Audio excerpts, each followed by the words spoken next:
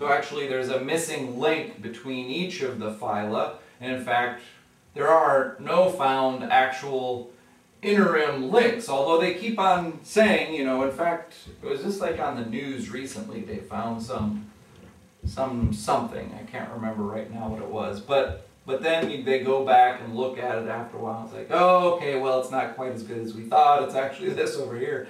So, one of the first ones was Archaeopteryx. Okay, so this was a bird, and it kind of was like scaly. It had things that looked like it would be a reptile. It had like hands and claws, but also kind of feathery. So it was kind of like a bird reptile. And so this was great for evolutionists of the time. In fact, it was found not long after Darwin published his papers, and you know, he said, oh, you know, all we need to find is some of these missing links, transitional phases. And so they had this fossil, and since then they found more of them, and it turns out that as they've investigated them a bit more closely, they've determined, well, it actually isn't a reptile at all. It has some kind of similarities, but it's actually a bird. But it's not a bird that would be an ancestor of any of our current birds. It's actually probably an ancestor of some other group of birds that doesn't even exist anymore. So it's like, well, shucks, so much for that missing link. You know, they were hoping, and their model said that, I think it went from reptiles to birds. You know, they have that whole thing. You even see it like in Jurassic Park, the velociraptors and the various raptors. You know, raptor is bird, and so they think dinosaurs became birds and stuff like that. But unfortunately, there is no examples of these intermediate forms. So they keep on hoping for things like this, but they don't emerge. And there's big dollars at stake, okay, and big research grants, and there's big, you know, those of you who are in the PhD realm, you know, there's a push to publish, and there's a push to get the right results, and people are under a lot of pressure. And so what this has done over time is that there's been a lot of fakes that have been generated.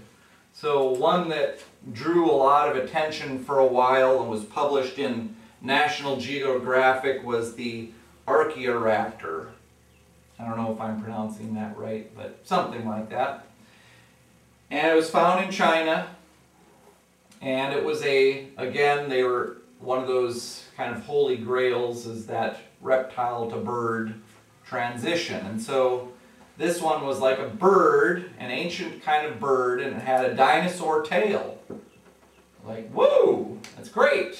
But fortunately, as they investigated, they discovered that somebody had just glued on a dinosaur tail to a bird skeleton, and the two didn't go together at all. But it was published in National Geographic.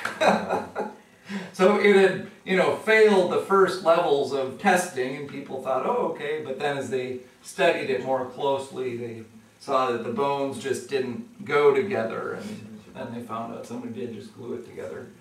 So then there was one called the Bambiraptor, and this one was big, again, big headlines for a while, science, in Science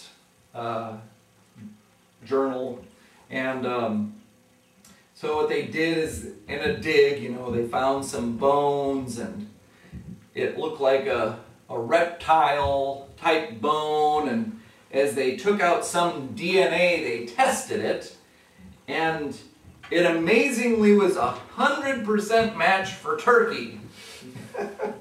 And they said, wow, isn't that great? This reptile is so close to a turkey. But the crazy thing is that the only thing that's 100% like a turkey is a turkey. So the bone, they either just had a turkey bone, or maybe somebody drops the turkey sandwich on the sample. It's like, I don't know how the turkey DNA got in there, but obviously the only thing that's 100% like turkey DNA is turkey DNA. So once they kind of, after the thing died down for a while, it was like, yeah, that just doesn't make sense. So they kind of threw that out. And then there's a lot of exaggerations, and this is an example. And I point this out to my kids whenever we go to museums. They have these gigantic dinosaurs in there, Wow, that is cool. And I think they're really cool. I've always liked dinosaurs. And some museums, they're actually truthful, and they'll point out which are the actual bones that they have. And so there was this one, I can't remember what museum we were in, but it was just huge dinosaur, really big, and the only bones that they had was like part of the head and a few of the neck bones. And the rest, they just built them. And they put it on display. I was like, wow. So I pointed that out to the kids. It's like, see those ones that are red? See this little diagram, this little chart down here? It shows those are the actual bones. All the rest, they kind of extrapolated. So it's like, wow. And so there was this one Java man. He said, oh, this one is one of those intermediate stages between ape and man. See, he has the smaller cranial cavity, and they're talking about all the ways that he ate and his smaller brain size, and develop these really long stories about him. And in fact, they have him in many museums. There's an image of Java Man, and you can go see him. And this is one that all that they have is a skull cap, so just the very top of the skull, 1 femur, and 3 teeth. And the rest, well, it must have been like this. That's all that they had of that particular skeleton. So there's a lot of extrapolation that goes on, and that's not always bad. But you have to understand that there's also a bias for how the extrapolation happens, right? They're trying to find certain things. So if you find a little bit and you can, like, well, maybe I'll build it out this way, and now this is the missing link between man and, but there's not really evidence, okay? So at the end of the day, there's been tons of fakes.